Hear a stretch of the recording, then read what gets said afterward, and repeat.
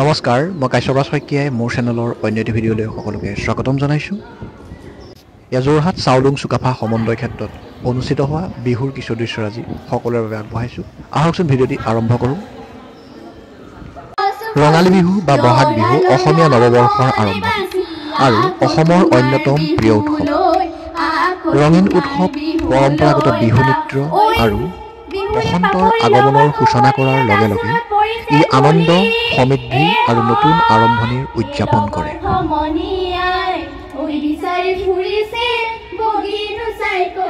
বিহুত প্ৰেমৰ সুগন্ধি।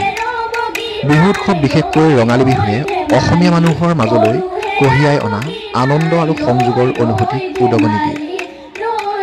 বহাগ বিহু নামেৰেও পৰিচিত ৰঙালী বিহু অসমীয়া নৱবৰ্ষ আৰু বসন্ত উৎসৱ, সংগীত, নৃত্য আৰু মৰম আৰু মৰমৰ আদান প্ৰদানৰ সৈতে উদযাপন কৰা হয়।